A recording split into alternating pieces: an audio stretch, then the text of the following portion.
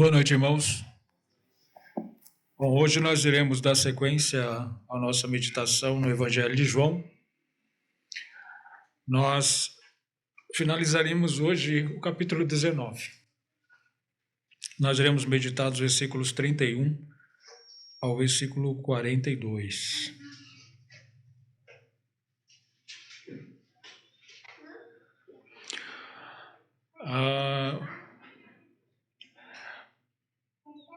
Nós iremos meditar nesses versículos, né?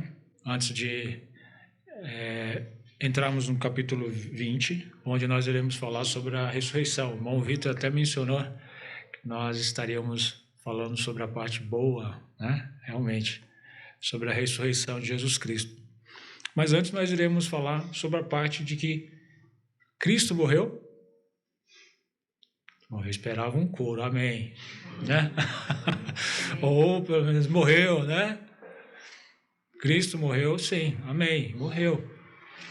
E isso, por mais óbvio que pareça para nós, irmãos, essa questão de que Cristo morreu, é interessante nós termos em mente, né, de que mesmo naquela época, próximo, né, logo no início ali da igreja primitiva, houve uma influência de heresias, né? Havia uma, como poderia dizer, uma perseguição de heresias, né? Havia várias heresias que rondavam ali os cristãos, rondavam as igrejas primitivas, que uma delas era o fato de que, né, como eu mencionei, acho que no estudo passado, aqueles que pregavam, que ensinavam que Jesus não veio como homem. Jesus não veio como homem, Jesus aparentava homem, né? Eu confesso que eu não lembro, né, muito bem o nome dessa religião, dessa seita, que afirmava isso, que Jesus não veio como homem, né? Ele aparentava homem, ou seja, Jesus era somente Deus na posição dessas pessoas. E sendo assim, então ele não morreu, né? Aparentou que ele morreu. Essa era a ideia deles. Jesus não morreu como homem. Ele aparentou uma morte, mas não morreu, porque ele era Deus. Mas, irmãos, nós sabemos, né, a gravidade dessa heresia, porque como o apóstolo Paulo menciona lá em 1 Coríntios, se Cristo não morreu, ele não expiou os nossos pecados. Se Cristo não morreu, ele não ressuscitou. Se ele não ressuscitou, então é vã a nossa fé. Então nós podemos pegar o Novo Testamento e jogar fora, porque o Novo Testamento é sobre Jesus e sobre as consequências da sua vinda. Então, é uma grande mentira isso. E o interessante desse texto que nós iremos meditar é que o apóstolo João, ele apresenta aqui alguns aspectos que comprovam, né, a morte de Jesus Cristo, que atestam a morte de Jesus Cristo, que não haveria como alguém investigar, né, de forma fiel a história ou os relatos bíblicos e dizer que Jesus não morreu, de que Jesus não foi crucificado e não morreu. Então, nesse texto, nós iremos ver esse aspecto. E não somente esse aspecto, irmão, mas nós iremos ver um segundo aspecto, que é na segunda parte, né? Que é o resultado de se ver Cristo morto, crucificado. O que isso pode repercutir na vida de pessoas, né? É até de forma inusitada o que acontece aqui, né?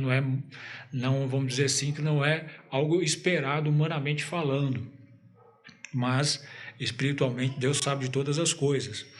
Então nós iremos adentrar o nosso texto vendo a questão de que Cristo realmente morreu. Cristo morreu. E como o apóstolo João relata isso e demonstra isso aqui no nosso texto, né? Versículo 31.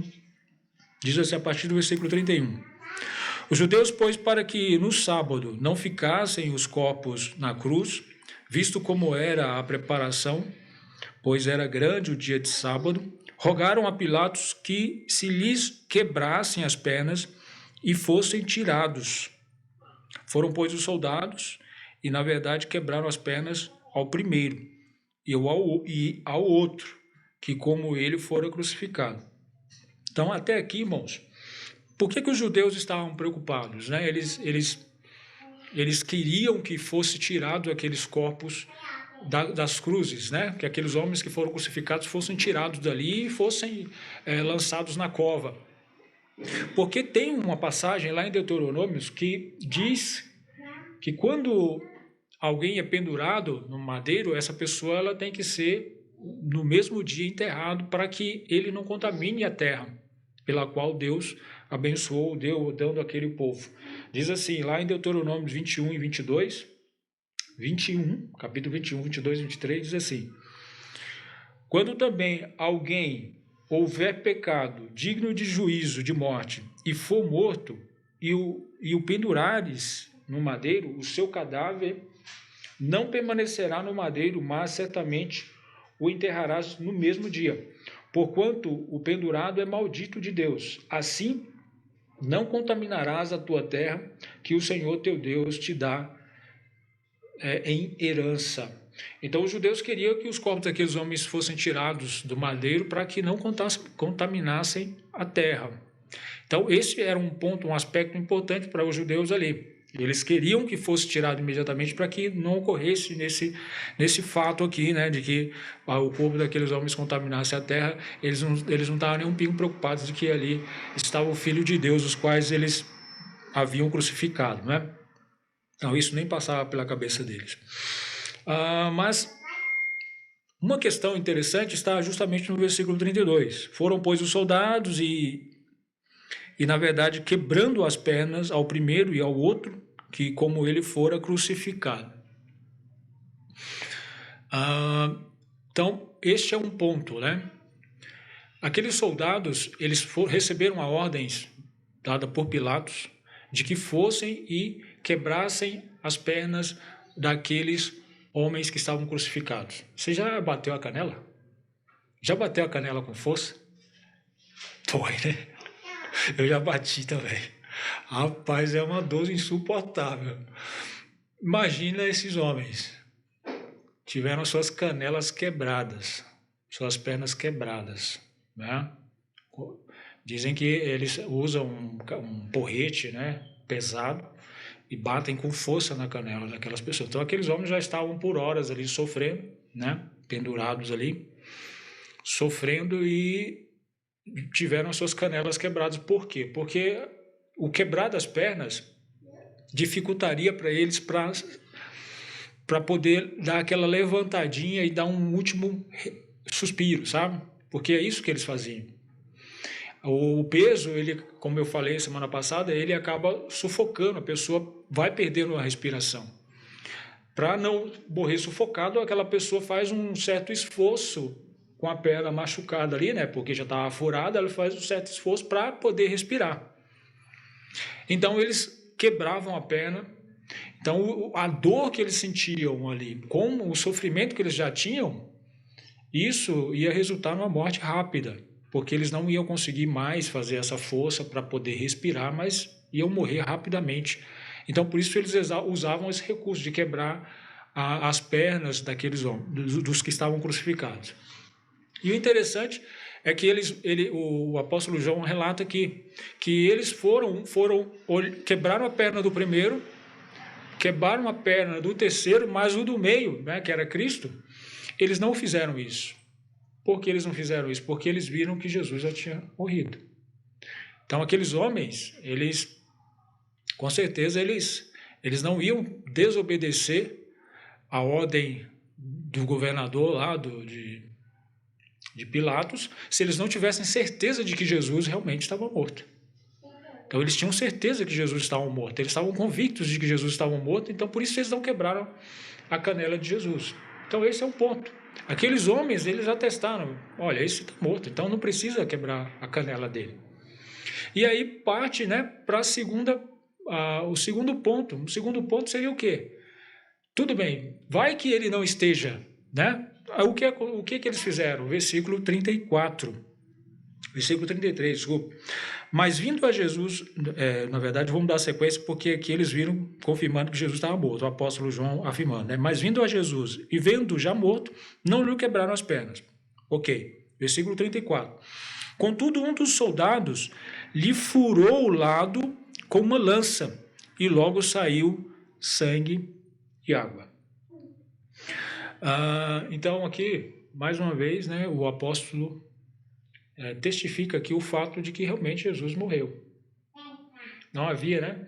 Porque, por exemplo, se Jesus tivesse ali vivo, esse perfurar com a lança, com certeza seria o golpe fatal, o golpe final ali para Jesus morrer, se ele estivesse vivo. Não haveria como ele sobreviver. Lembrando, né? Aquele furar da lança ali não foi um simples cutucar, né? Que a gente, né? Uma encostadinha ali para ver se ele mexe. Não foi isso, foi furar mesmo. É tanto que foi furar que Jesus, quando mostra os seus sinais, ele fala, olha, fala para Tomé, né? Põe aqui o seu dedo para você ver os sinais. Agora põe aqui a sua mão, né? Eu não sei qual que é o lado, né? Tudo bem, mas faz de conta, põe a sua mão no meu lado. Jesus falou para ele pôr a mão, para ele sentir o tamanho, não foi uma cicatrizinha né, encostou assim, não, foi uma lança, né? E tanto que aí o apóstolo João descreve que saiu água, jorrou água e sangue. Então aqui ele mostra, né, irmãos, nós vemos claramente dois motivos claros de que Jesus morreu. Ele morreu. E um terceiro que nós, né, podemos dizer também, foi o fato de que José de Arimateia, né, e Nicodemos, esses dois homens, eles foram e sepultaram Jesus. Eles foram lá, tiraram Jesus do madeiro e levaram para a sepultura de José de Arimateia, né?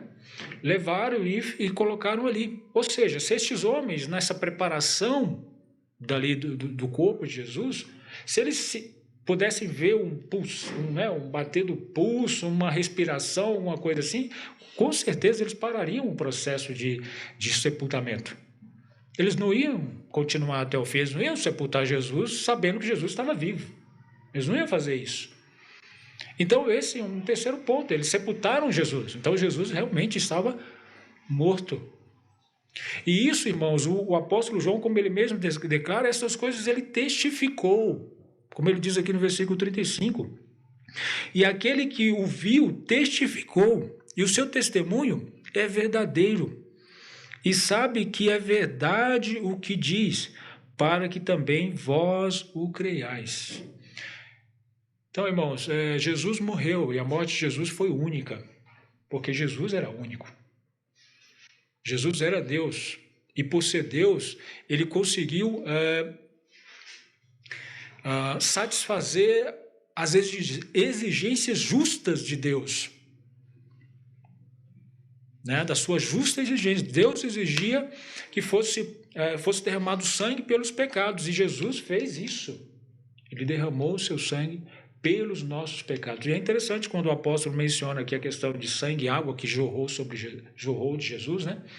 Ele provavelmente faz algumas referências aqui. Uma dessas referências é Zacarias, capítulo, deixa eu ver aqui. Zacarias capítulo 13, talvez essa seja a referência, né? Zacarias capítulo 13. Naquele dia haverá uma fonte aberta para a casa de Davi e para os habitantes de Jerusalém, para a purificação do pecado e da imundície. Por que poderia ser essa referência? Né? O sangue de Jesus nós sabemos que purifica dos nossos pecados, e a água também é um símbolo de purificação. E isso aqui é uma referência clara, poderia ser uma referência clara a Zacarias, no capítulo 10, porque em Zacarias, no capítulo 12, é justamente uma referência que o apóstolo João faz no versículo 37 do nosso texto. No versículo 37, quando ele fala assim, e outra vez, diz as Escrituras, verão aquele que traspassaram. Isso, irmãos, está lá em Zacarias capítulo 12, versículo 10. Alguns versículos antes. Quando ele fala assim, mas sobre a casa de Davi e sobre os habitantes de Jerusalém, derramarei o espírito de graça e de súplicas, e olharão para mim, a quem traspassaram, e prantearão sobre ele como quem pranteia pelo filho unigênito e chorarão amargamente por ele, como se chora amargamente pelo primogênito. Bom, essa referência que verão a quem traspassaram, na verdade é um cumprimento futuro. Quando Jesus voltar, eles verão aquele que traspassaram, que foi traspassado pela lança. Só que aqui, no versículo, nesse nosso texto, foi o cumprimento inicial. Não seria visto aquele que foi traspassado se ele não fosse traspassado aqui, nesse contexto. Então aqui foi o cumprimento inicial. O cumprimento futuro, né, que como relata aqui, que verão, prantearão, isso vai acontecer na volta de Cristo. Mas inicialmente foi cumprido aqui no versículo 37, essa parte onde Jesus foi traspassado. Então, o significado, né, poderíamos dizer assim, podemos colocar um significado, quando a intenção, vamos dizer assim, do apóstolo João, uma possível intenção, deixa eu corrigir aqui, do apóstolo João, quando ele menciona sangue e água, que ele viu ali, ele faz questão de mencionar isso, poderia haver uma referência justamente a essa questão da purificação. E o sangue de Jesus nos purifica do nosso pecado. Assim como a água era um símbolo de purificação também para aquele povo. Mas, irmãos, uma das coisas que o apóstolo faz questão aqui, além de testificar de que ele viu presencialmente a morte de Jesus, o apóstolo João foi um dos que esteve ali presente e viu a morte de Jesus. E ele testificou disso, para que as pessoas crescem.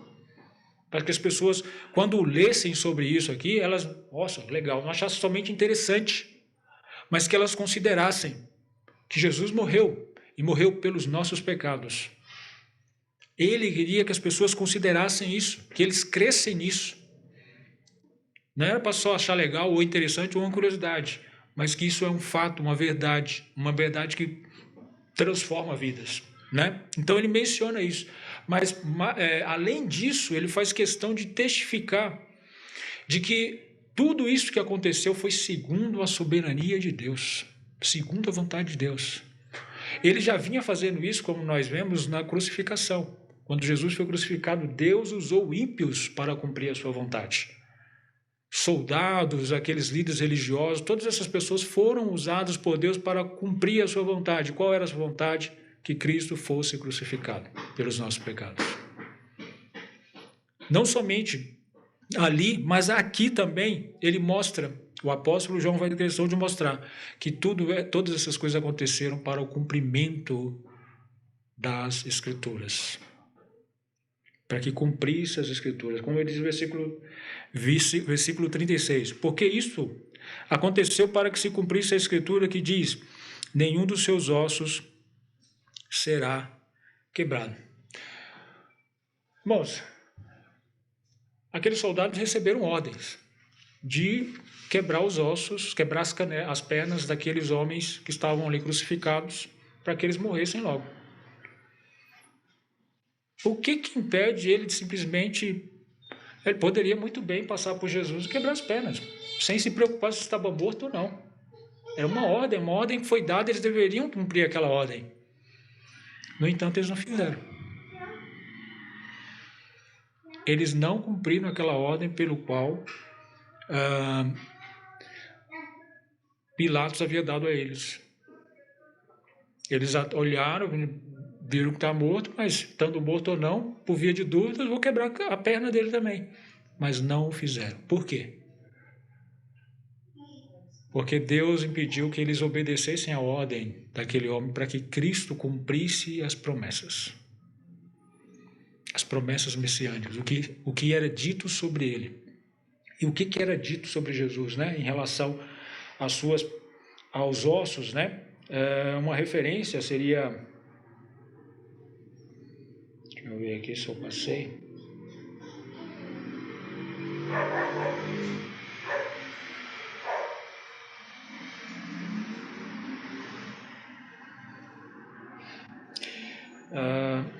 Êxodo capítulo 12, versículo 46, quando o povo estava ali realizando a Páscoa, né? Tendo ali a instituição da Páscoa, na saída do Egito, foi dado, Moisés deu várias ordens e uma delas era o seguinte: Êxodo 12, 46.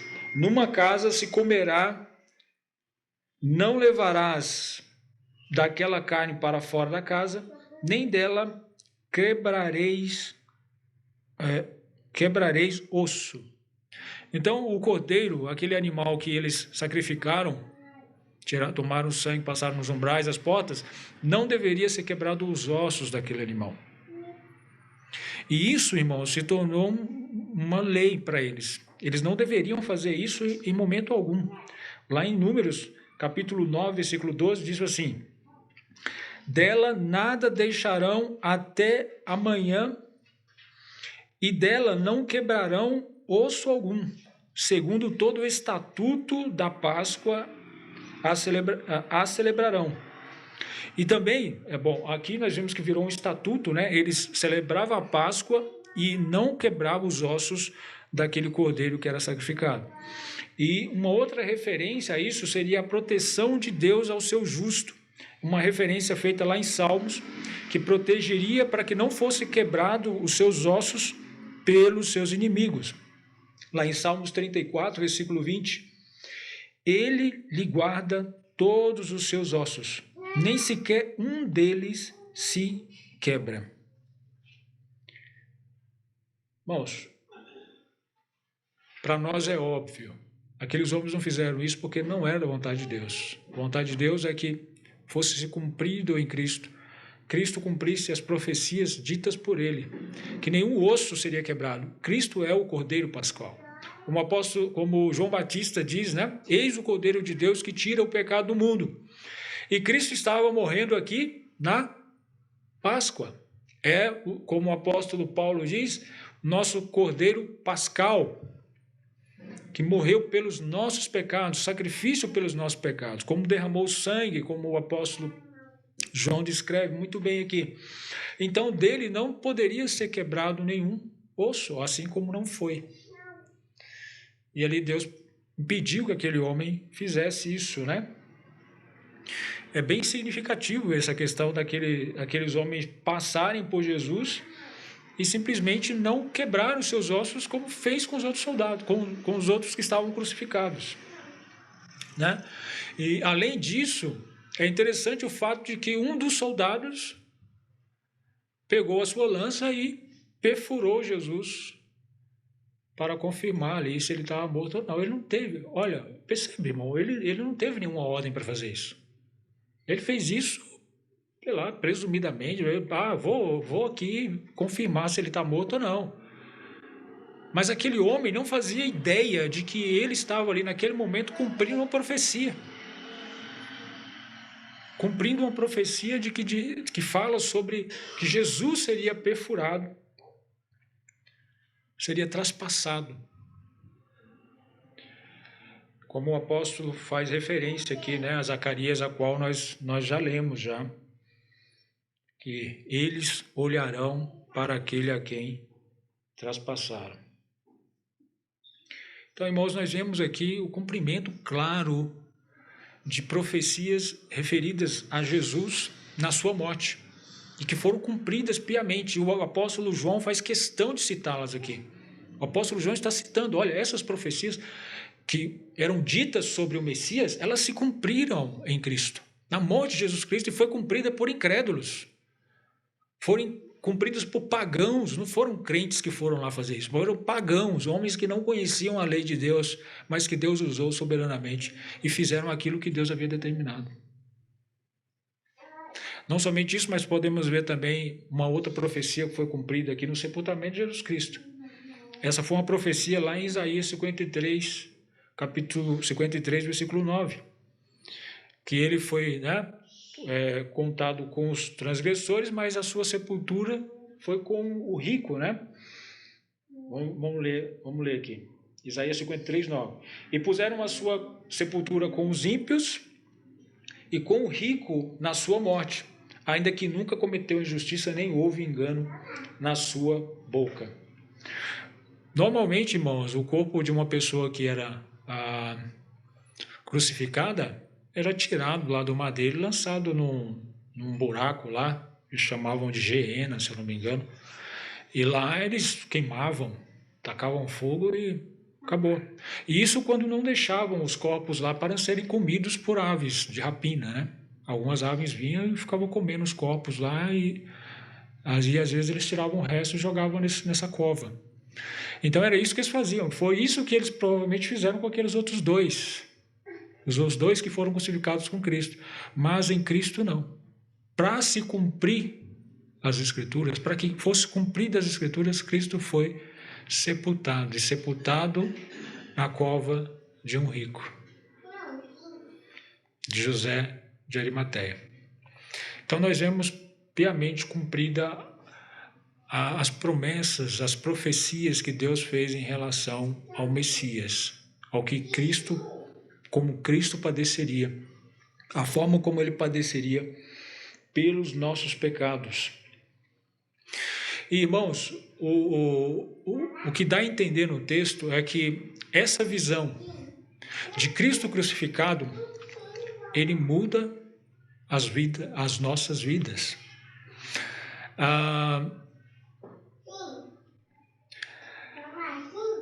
Aqueles dois homens, né, que nós iremos ler sobre eles aqui, José de Arimateia e Nicodemos,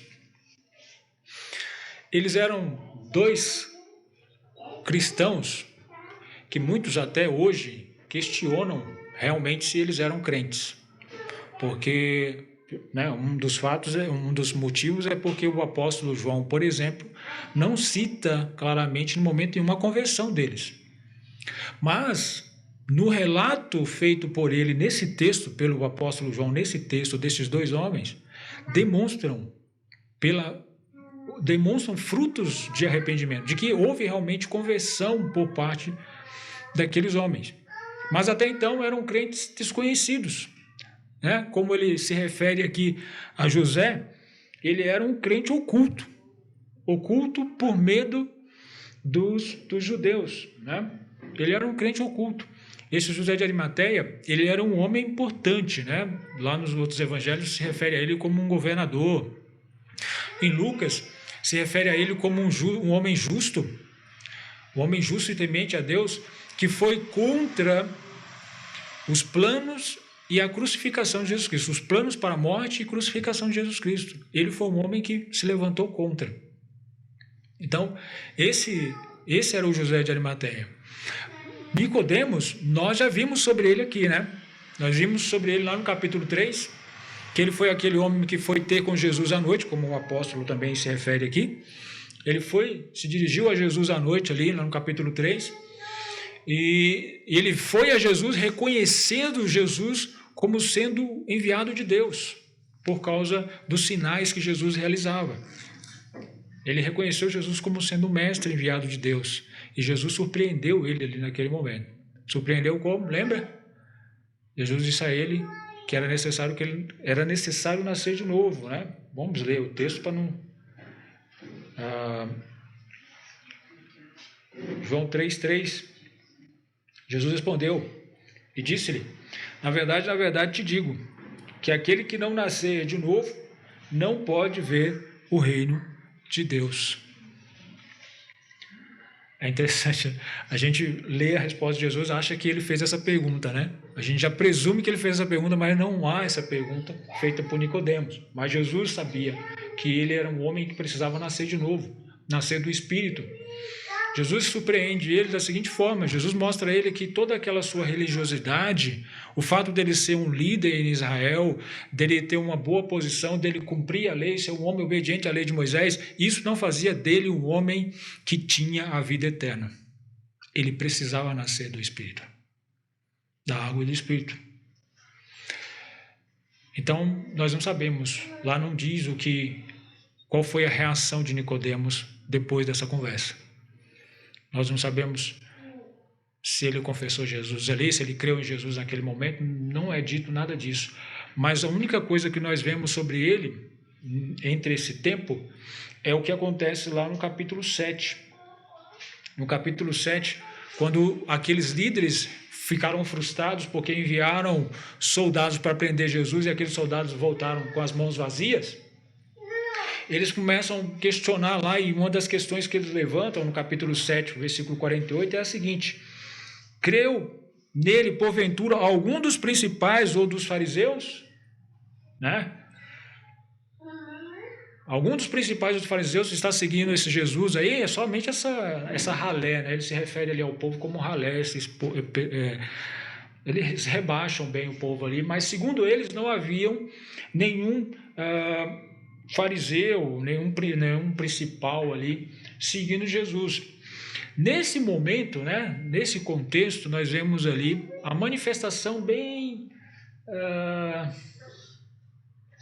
poderia dizer ali, bem sutil, né, bem sutil de Nicodemos ali. Né? Não foi uma manifestação muito fervorosa, né? Um pouco fraca, né? Sutil, um pouco fraca de Nicodemos quando ele chegou e falou assim no versículo 51. Porventura, versículo 51, Nicodemos falando: porventura condena a nossa lei um homem sem primeiro o ouvir e ter conhecimento do que faz? Então ele levanta essa questão sutilmente, né? Talvez né, de forma fraca ali, né? E foi tão fraco que ele rapidamente foi derrubado da sua argumentação ali, né? Os fariseus respondeu a ele lá, né? Versículo 52. Responderam eles e disseram: és tu também da Galileia? Examines e verás que da Galileia nenhum profeta surgiu. Então, irmãos, essas são as manifestações que nós vimos desses homens, né? Foi uma baita manifestação. Mas aqui no nosso texto, nós nos deparamos com um ponto interessante, né? Tipo assim, uma surpresa muito boa, vamos dizer assim, por parte deles, positivamente. Porque estes homens, irmãos, eles provavelmente, talvez, eles foram até entre aqueles pelos quais o apóstolo João descreve lá no capítulo 12. Ele faz uma descrição de homens que creram em Cristo, que faziam parte da liderança, só que esses homens, por medo, eles não confessavam a Cristo publicamente. Né? Tem uma descrição, é capítulo 12 mesmo, deixa eu ver. Capítulo 12, versículo 42 e 43. Fala assim: apesar de tudo, até muitos dos principais creram nele, mas não o confessavam por causa dos fariseus, para não serem expulsos da sinagoga, porque amavam mais a glória dos homens do que a glória de Deus. Então aqui nós vemos esses homens que possivelmente foram citados, estavam naquele contexto citado pelo apóstolo João aqui, no capítulo 12.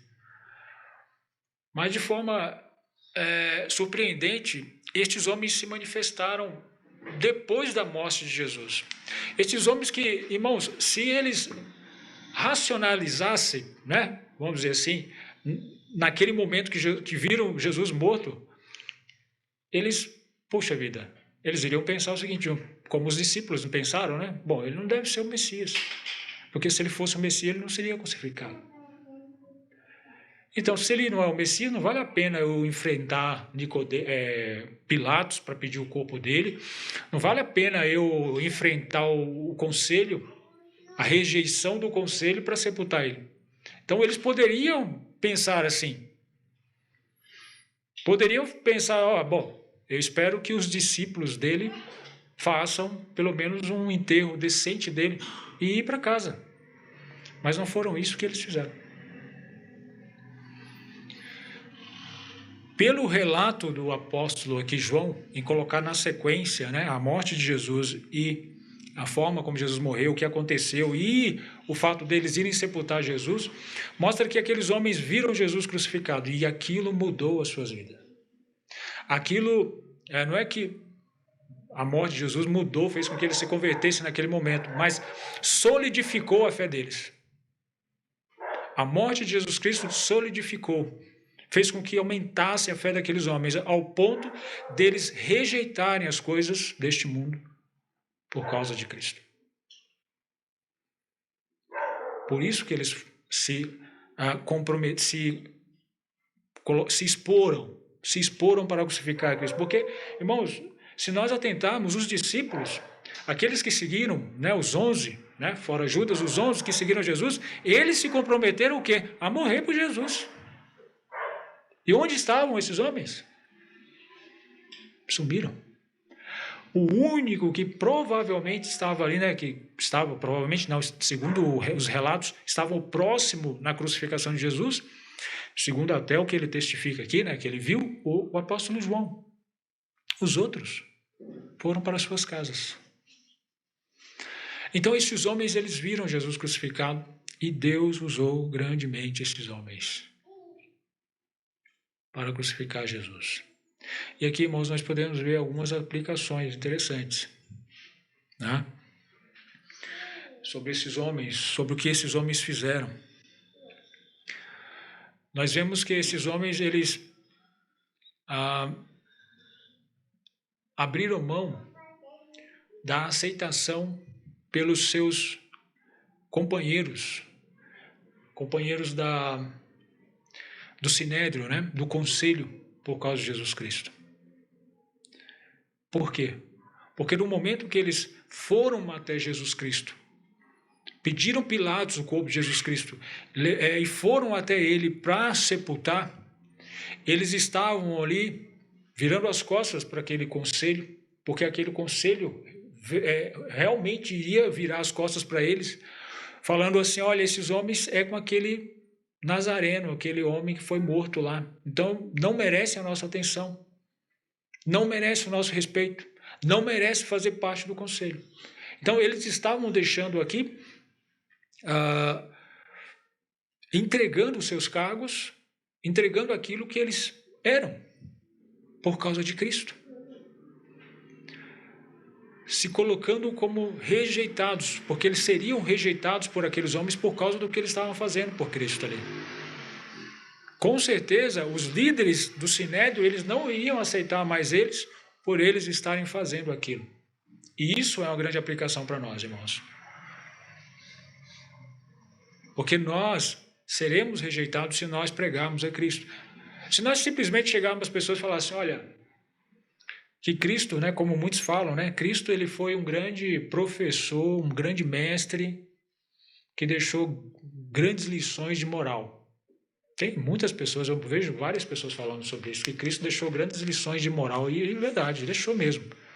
Mas eles só acreditam em Cristo só nisso.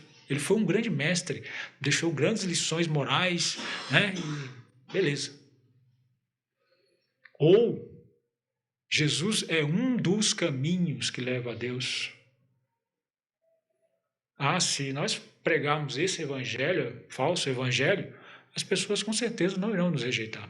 Porque são muitas as pessoas que têm esse tipo de pensamento e opinião. Mas se nós pregarmos a verdade, que diz que Jesus veio para morrer pelos nossos pecados e que Ele é o único caminho, seremos rejeitados, porque as pessoas, elas não aceitam facilmente que são pecadoras e que precisam de Cristo para a salvação e que Ele é o único caminho. Elas não aceitam isso. Isso é ofensivo. Quer dizer que você está dizendo que eu sou pecador? E que eu vou para o inferno se eu não crer em Jesus Cristo? Isso é ofensivo. Então, consequentemente, as pessoas nos rejeitarão por isso. O que aqueles homens estavam fazendo era isso. Eles estavam dando a cara a tapa, mostrando que eles criam em Cristo, no que Cristo fez,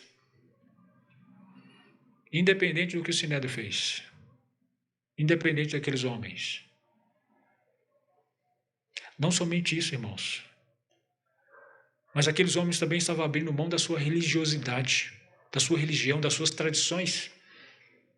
Lembra lá da passagem que nós lemos?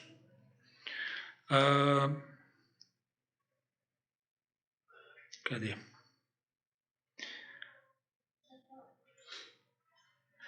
No capítulo 18, versículo 28, se não me engano, no final do versículo fala assim, e não entraram na audiência para não se contaminarem, mas poderem comer a Páscoa. Lembra disso aqui? Estávamos falando daqueles líderes religiosos, Caifás e outros que estavam com ele ali. Eles, o que eles não fizeram? Eles não entraram na casa de Pilatos, na audiência, lá na fortaleza lá de Pilatos. Eles não quiseram entrar para não se contaminarem, para poder participar da Páscoa. Se esses homens não fizeram isso, muito menos pegar em um corpo, em um defunto, em uma pessoa morta. Eles nunca fariam isso. Para não se contaminarem. Para poderem participar da Páscoa, da sua liturgia, da sua religião. Mas não foi o que José de Arimateia e Nicodemos fizeram. Eles se contaminaram. Eles foram até Jesus, se contaminaram, né? Entre aspas. Foram até Jesus, tiraram o corpo de Jesus do madeiro, o envolveram no lençol e o sepultaram. Esses homens estavam comprometidos com Cristo depois da sua morte. Mostraram o seu comprometimento. Esses homens perderam a sua religião, mas ganharam a Cristo. Perderam toda a sua tradição, mas ganharam a Cristo. E isso é muito melhor, irmãos, não tem nem comparação, né? Quando a gente refere à religião, os irmãos entendem, né? Religiosidade é aquilo que os fariseus descrevem muito bem. É uma preocupação excessiva pela questão exterior, né? Pelo aspecto exterior, mostrar que é uma grande homem de Deus, uma grande mulher de Deus, mas interiormente não há preocupação nenhuma. É se preocupar com o exterior do copo, mas por dentro está cheio de sujeira. Isso é ser religioso. Não tem uma preocupação se seu coração está cheio de pecado. A sua preocupação é só mostrar para as pessoas que ele é um homem de Deus ou que ela é uma mulher de Deus. Mas Deus conhece o coração. E Deus conhece o coração daqueles dois homens e sabia que o que eles estavam fazendo era de coração. Era porque realmente estavam crendo em Cristo.